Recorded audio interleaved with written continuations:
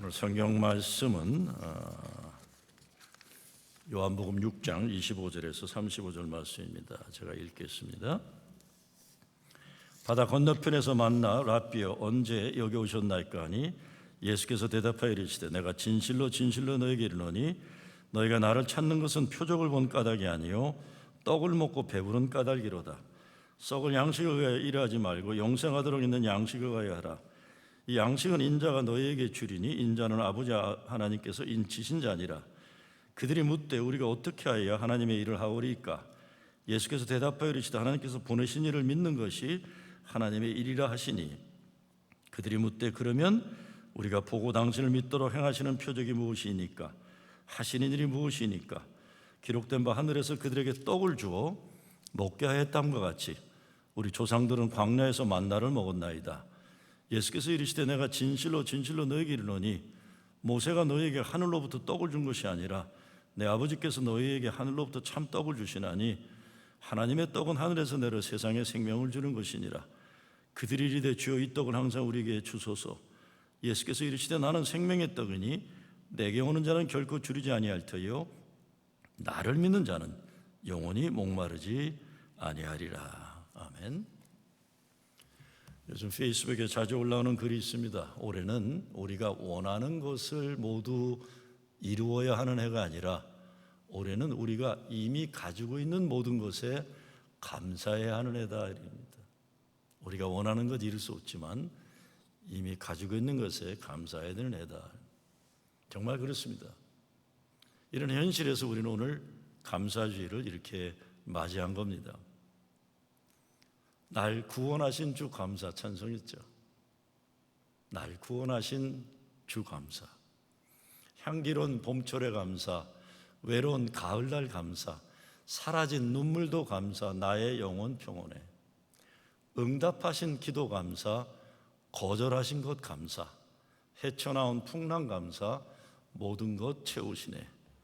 아픔과 기쁨도 감사, 절망 중 위로 감사, 측량 못할 은혜 감사, 크신 사랑 감사해. 길가의 장미꽃 감사, 장미 가지도 감사, 따스한 가정 희망 주신 것 감사, 기쁨과 슬픔도 감사, 하늘 평안을 감사, 내일의 희망을 감사, 영원토록 감사해. 근데 찬양의 첫 시작이 뭡니까? 날 구원하신 주 감사해요. 저는 오늘 감사주일을 맞이하면서 다 감사 또 감사이지만 예수님 감사, 날 구원하신 주 감사, 이거 생각하고 싶어요. 여러분, 우리가 감사한다 하지만 감사할 수 없는 현실들이 얼마나 많습니까? 세상에서는 더 이상 기대할 수 없는 절망의 현실들이 있어요. 제가 지난주에도 참 기가 막힌 어려운 슬픔 당한, 옛날 제가 시카고에서 교회 개척할 때 학생인데 지금은 다 50 중반에 있는 권사님인데 아주 큰 슬픔을 당했어요. 그래서 제가 메시지 보냈죠. 할 말이 없다. 하나님도 무심하시지. 어찌 그러시냐. 그래도 어떡하냐, 우리 예수 믿는데. 다른 거 다 잃어버려도 천국의 소망, 부활의 신앙, 이것만큼은 우리가 붙잡고 이거에 의지하고 살 수밖에 없지 않느냐. 다 감사하죠. 그렇지만 마지막 하나 감사하는 건 날 구원하신 주 감사. 많은 경우에 우리가 예수 믿으면서 오늘 예수님 말씀하시는 것처럼 세상에 먹고 마시는 것에 온갖 관심이 집중되어 있어서 교회에서도 진짜 예수님이 주시고자 하시는 것은 무관심한 경우가 많은 겁니다. 예수님은 우물가의 사마리 여인에게 내가 생명의 물이라고 하셨어요. 한 번 마시면 영원히 목마르지 않은 생명수라고 하셨어요. 그리고 오늘 말씀에서는 나는 생명의 떡이다. 오늘 말씀 뒤에 나오는 55절 56절에 보게 되면 내 살은 참된 양식이요 내 피는 참된 음료로다. 내 살을 먹고 내 피를 마시는 자는 내 안에 거하고 나도 그 안에 거하느니라. 근데 사실 그 말씀하신 것 때문에 뭐 5천 명 따라다녀서 다 떠나고 말아요. 12명만 딱 남게 되죠. 그 말씀한 것 때문에. 예수님이 말씀하신 이 사람들이 누굽니까? 오병이어 기적을 보고 따라하는 사람들이에요. 많이 먹고 배부르니까 앞으로 더 많이 먹고 더 배부르게 살 수 있기를 소망에 찾아온 사람들인데, 그 사람들에게 예수님은 그거 먹지 말고 나를 먹으라. 이 사람들이 기절초풍을 해가지고 다 떨어져 나가요. 결국 12명만 남은 거예요. 정말 사람들이 예수님을 따라왔다가 이렇게 밀물 썰물 빠지듯이 빠져나가는 이유가 무엇입니까?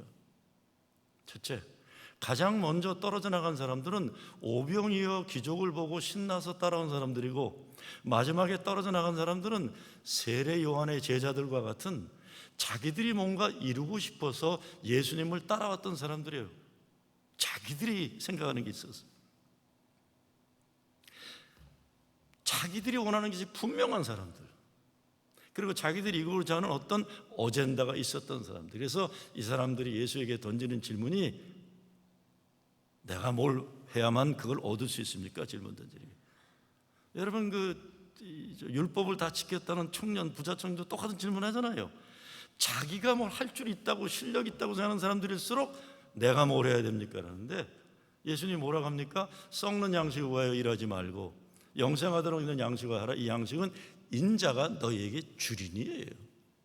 인자는 하나님 아버지의 인치신 자니라. 예수님이 주시는 거라고 그래요. 주시는 거. 그러면 우리가 어떻게 해야 됩니까? 내가 이루는 게 아니라 주시는 거니까 주실 때 감사합니다. 그러면 되는 거예요. 감사하고 기뻐하고 하니까 하나님께 영광 돌리는 겁니다. 사람들이 또다시 질문 던집니다. 28절에 보면 어떻게 하는 것이 하나님의 일을 하는 것이냐는 거예요. 그때 예수님이 하나님께서 보내신 일을 믿는 것이 하나님의 일이라는 거예요. 내가 무엇을 열심히 하는 것이 아니라 예수님을 믿는 것, 인정해 드리는 것, 하나님을 하나님으로, 예수님을 예수님으로 인정해 드리는 거예요. 인정받는 게 얼마나 중요한 겁니까? 여러분, 제가 손주가 생겼잖아요. 하나 생겼는데 계속 집요하게 제가 그 아이에게 세뇌시키는 게 첫마디는 할아버지라고 해달라는 거예요. 첫마디만큼 무슨 헛소리, 내가 헛소리 뭐라 하지 빼불리 그래도 할아버지라고 그랬지.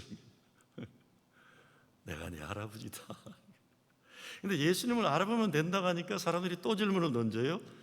이번에는 예수님이 앞으로 어떤 대단한 더 큰 일을 잘할 수 있을지 실력을 보고 싶다는 거예요. 그게 30절 31절 말씀입니다. 저희가 묻되 그러면 우리로 보고 당신을 믿게 행하는 표적이 무엇이니까, 하신 일이 무엇이니까, 기록된 바 하늘에서 저희에게 떡을 주어 먹게 하겠다함과 같이 우리 조상들은 광야에서 만나를 먹었나이다. 최소한 모세가 광야에서 40년 동안 만나를 먹도록 한 그 정도는 보여달라는 겁니다. 이 사람들 점점 얼마나 자기들 먹고 마시는 것에 지묘한 인간들인지 본색을 드러내기 시작하는 거예요. 그런데 예수님은 이미 많이 보이셨잖아요. 예수님은 병자를 고쳐주시고 귀신을 쫓아내시고 죽은 자를 살리시는 표적을 보여주셨어요. 그리고 5,000명의 사람들을 보리떡 5개와 물고기 2마리를 먹이는 표적을 보여주셨어요. 그래서 사람들이 예수님께로 오는 거예요, 많이. 그런데도 계속해서 뭘 더 먹게 해달라고 난리를 칩니다. 예수님이 말씀하십니다. 32절 33절이죠. 내가 진실로 진실로 너희에게 이르노니 하늘에서 내린 떡은 모세가 준 것이 아니라 오직 내 아버지가 하늘에서 내린 참떡을 너에게 주시나니. 이 말은 오늘 여러분이 받은 이 무지개 떡은 여성에서도 좋지만 생명의 떡은 하나님이 주신다는 거예요. 이 말씀을 자세히 들여다보면 하나님의 은혜는 우리의 행동의 실력의 업적에 근거하는 것이 아니라 거저 주시는 거예요. 거저 은혜다. 그때 사람들이 34절 35절에 가니까 주여 이 떡을 항상 우리에게 주소서. 자기들이 달라고 그랬기 때문에 예수님이 뭐라고요? 내가 곧 생명의 떡이니 내게 오는 자는 결코 줄이지 아니할 테요 나를 믿는 자는 영원히 목마르지 아니하니라. 내가 생명의 떡이다. 진정한 영원한 목마른 영원한 배고픔은 예수님을 그리스도 믿고 영접해야 된다고 하니까 하나씩 다 떨어져 나가는 거예요. 근데 문제는 왜 이 사람들이 떨어져 나가고 12명만 남느냐는 겁니다. 수천 명이 따라왔잖아요. 왕으로 모시려고. 요즘 전도가 잘 안 되는 시대예요. 한국 교회가 옛날 6.25 전쟁 끝나고 사람들이 교회를 찾아와서 위로받고 소망을 가졌어요. 60년대 불확실한 시대에 교회 소망을 찾은 겁니다. 70년대 80년대 나라가 어려울 때 교회를 붙잡고 견뎌냈어요. 그리고 그런데 80년 90년대 오면서 잘 사는 나라가 되면서 대형 교회들이 좀 강남 중심으로 생긴 것 같지만 전체 교회는 중단되고 하락세가 급감하고 있어요. 이 현상은 미국도 마찬가지입니다. 먹고 사는 의식주가 편해지고 잘 사는 사람들은 교회 점점 멀어지는 겁니다. 그런데 그럼에도 불구하고 이 시대 목마름의 현실은 30년 전이나 300년 전이나 오히려 더 갈급하다는 것 우리가 인정해야 됩니다. 다른 게 문제가 아닙니다. 세상 것 때문에 눈이 가려져서 예수님이 보이지 않는 거예요. 보이지도 않고 믿지도 않으려고 그래요. 예수님이 바로 함께 계시는데 몰라, 믿을 수가 없다는 거예요. 우리도 우리 자신들을 한번 들여다봐야 합니다. 교회 생활 열심히 하고 예배 드리고 이런 것 저런 것 잘하는데 정말 예수님을 제대로 알아보고 있느냐 하는 겁니다. 예수님 알아보는 것은 하나님 아버지께서 주신다고 했어요. 그리고 예수님 알아보는 일은 사람의 노력이 아니라 하나님이 주시는, 성령이 주시는 선물이에요. 사도 바울에서 에베소에 뭐라고 합니까? 너희는 그 은혜에 의하여 믿음으로 말미암아 구원을 받았으니 이것은 너에게 난 것이 아니요 하나님의 선물이라 행위에서 난 것이 아니니 이는 누구든지 자랑하지 못하게 함이라. 은혜에 의하여 믿음으로 말미암아. 사람이 열심히 아니라 믿음으로 해야 예수님을 보는 눈이 열린다는 겁니다. 열심히 착한 일도 의로운 일도 하나님 기뻐하시는 걸 해야 해요. 그러나 그 모든 것도 예수가 그리스도를 믿는 믿음으로 한다는 거예요. 그래야 영의 눈이 열려서 하나님이 열어주시는 세계를 경험할 수 있다는 겁니다. 39절 40절에서 나를 보내신 이의 뜻은 내게 주신 자 중에 내가 하나도 잃어버리지 아니하고 마지막 날에 다시 살리는 이것이니라. 내 아버지의 뜻은 아들을 보고 믿는 자마다 영생을 얻는 이것이니 마지막 날에 내가 이를 다시 살리리라 하시니라. 성경은 시작부터 끝까지 이 목적을 위해서 쓰여져 있습니다. 하나님의 자녀들을 하나도 잃어버리지 않고 영생을 얻게 하는 목적이다. 하나님이 예수님에게 주신 사람이라면 절대로 잃어버릴 수가 없고 그를 반드시 하나님이 계시는 영적인 세계로 인도하실 거라는 약속입니다. 문제는 사람들이 자기가 원하는 것에 집착해서 예수님을 보고도 딴소리하고 떠나가고 만드는 거예요. 자기가 알고 있는 것, 자기가 경험한 것, 그 안에 머물러서 예수님이 제시하는 새하늘과 새 땅의 약속에 무관심한 거예요. 하나님 사랑은 생명을 건지는 거예요. 생명이 없어 죽어가는 사람들에게 보내어 그를 알게 하심으로 영적인 세계로 깨어나게 하시는 거예요. 죽음이 없는 영원한 생명의 세계 우리를 초청하시는 겁니다. 우리가 고민해야 되는 것이 있습니다. 성경을 잘 모르던 사마리아 여인이겠죠?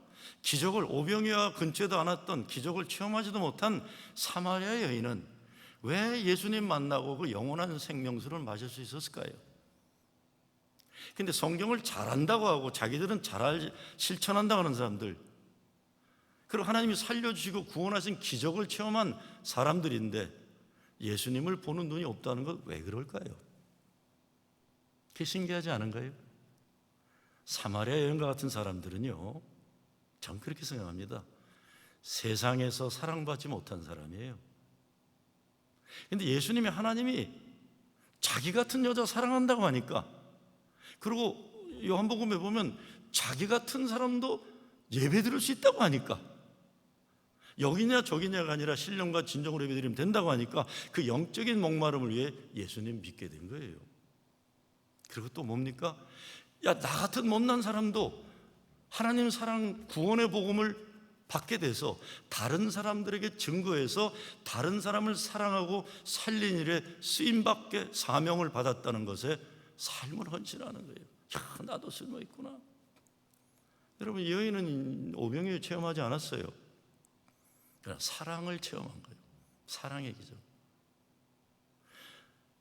그러니까 물동이를 버려두고 동네 들어가서 전도를 하는 거예요. 반면에 오병이의 기적을 체험한 유대인들 예수님을 비난하면서 떠났어요. 기적을 체험하지 않은 사마리아 여인은 예수 믿고 영접하고 전도까지 하게 되는데, 기적을 체험하고 오히려 믿음 좋다고 했던 사람들은 예수님을 다 떠나가고 나중에 예수님을 죽이려는 바리새인들과 군중으로 돌변하게 되는데 왜 그런 건가 합니다. 왜 예수를 영접하지 못했을까? 왜 유대인들은 오병이의 큰 기적을 체험했는데도 무엇이 부족하고 무엇이 불만스러워서 또다시 기적을 보여달라고 계속 요청하는 걸까요? 그들의 관심은 자기들이 자기들이 원하는 것, 자기들이 인정받고 싶어하고 자기들이 업적을 쌓고 싶어하는 목적, 그게 육적인 만족이에요. 내가 뭘 더 해야 됩니까?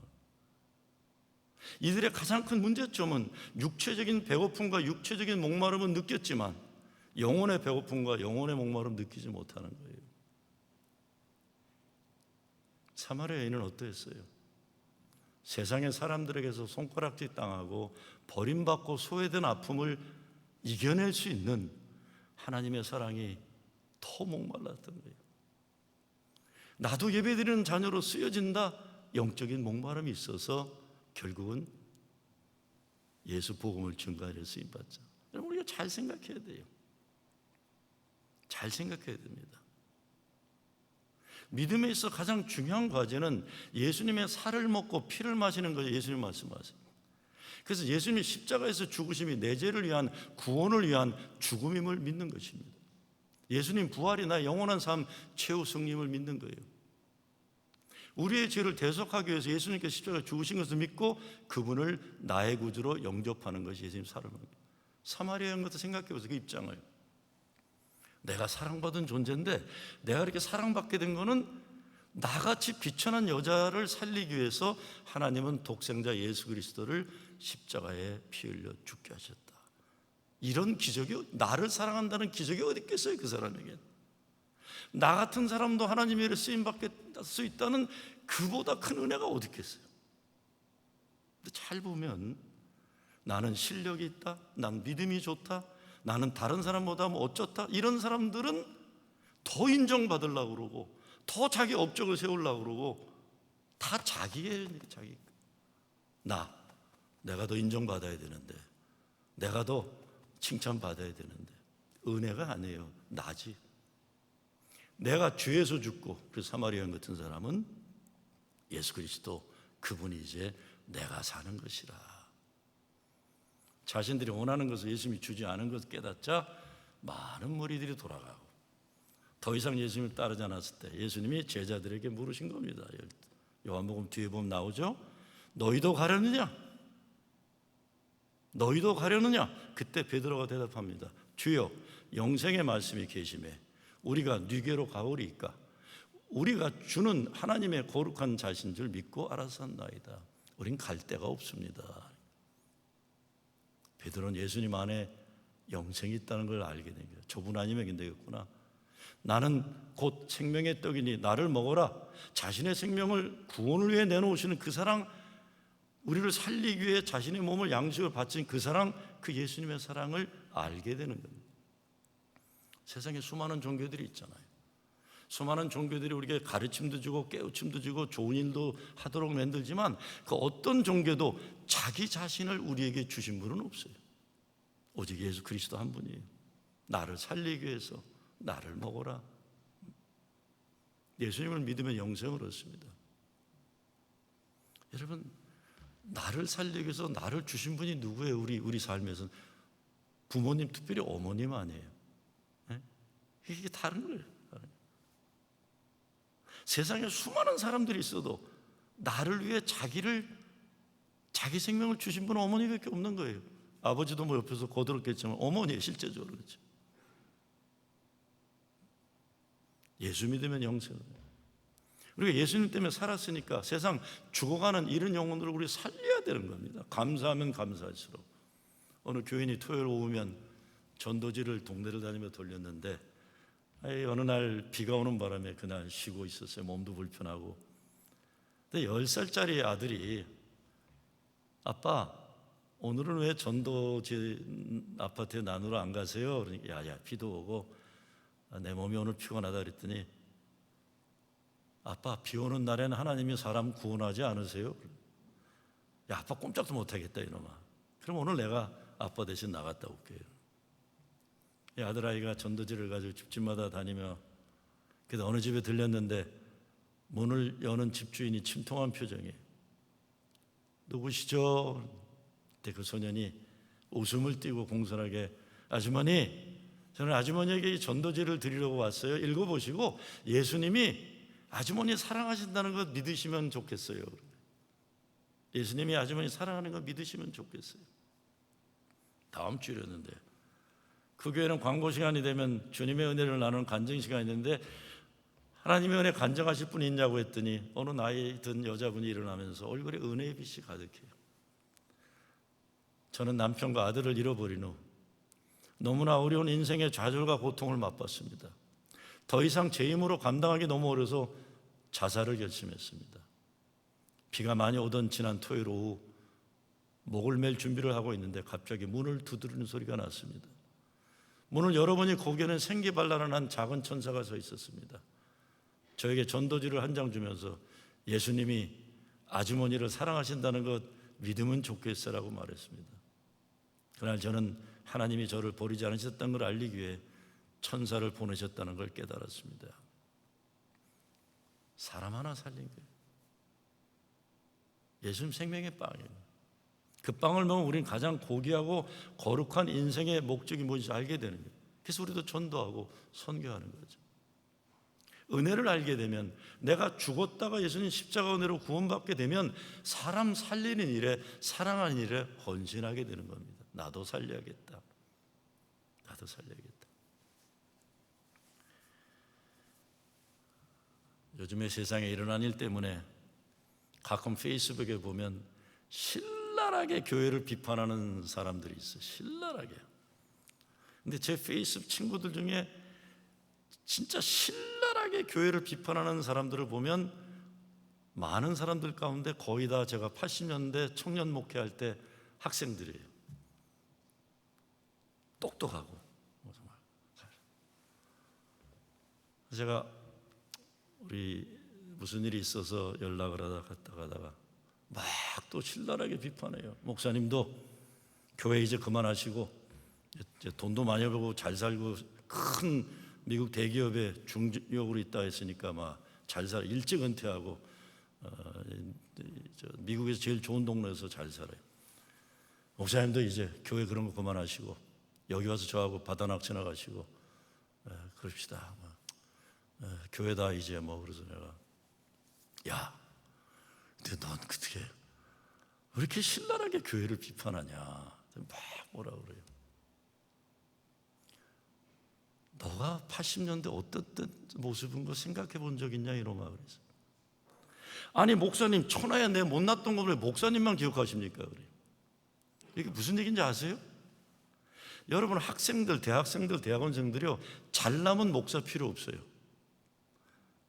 이 친구는 사실은 학교 다니다가 무슨 문제가 생겨서 정학을 당하고는 피자 딜리버리 하는데 제가 그 비밀을 지켜준 거예요. 이거 방송에 나가면 알게 다 사람도 알 텐데 부모님한테도 내 거짓말하고 공부 잘하고 공부 뭐 잘해 피자 딜리버리 하고 있었는데 학교 정학 맞아가고 야 임마 너 그때 생각하면 너도 그렇게 성공했으면 정말 이 시대 젊은이들을 위해서 뭔가 너도 의미 있는 일을 해야지 왜 그러냐 자꾸 비판만 하고 아 목사님 아무도 기억 못하는데 왜 내 못났던 시절 목사님만 기억합니까?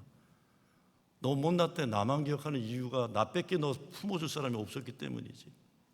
그래서 제가 그래서 우리가 청년들을 위해서 맨하탄 저거하면 저희가 요즘 하고 있는 게 뭡니까?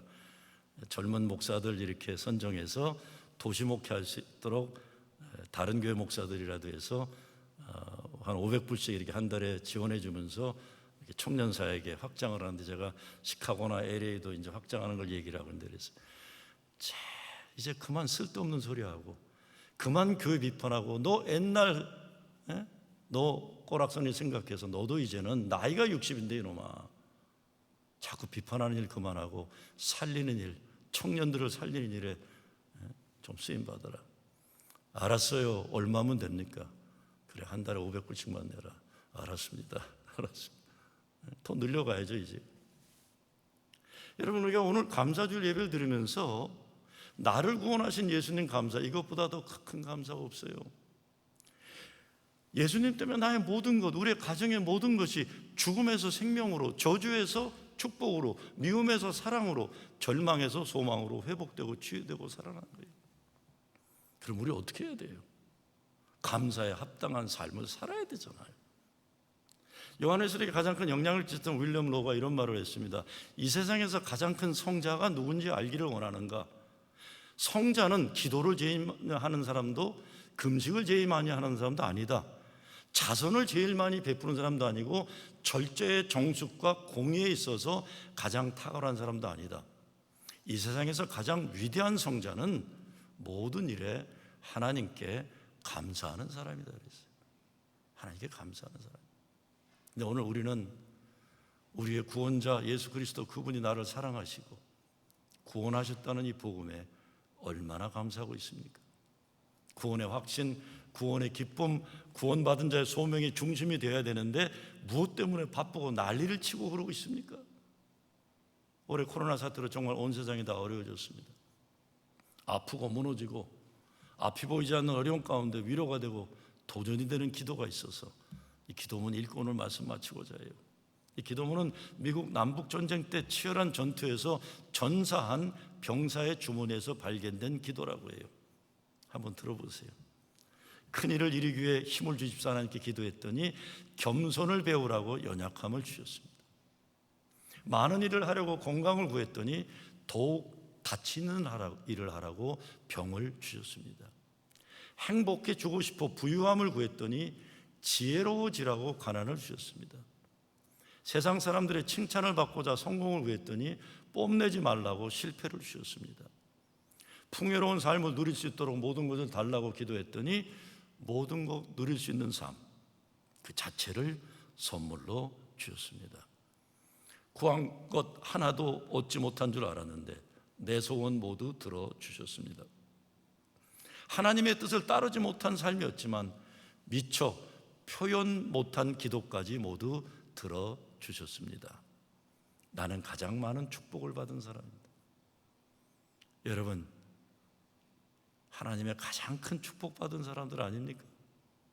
이 믿음으로 천하에 가장 행복하기에 감사 또 감사로 살아가는 여러분 되시길 주의 이름으로 축원합니다. 감사합니다. 하나님, 감사에 합당한 열매 맺게 하여 주시옵소서. 예수 그리스도 이름으로 기도드리옵나이다. 아멘.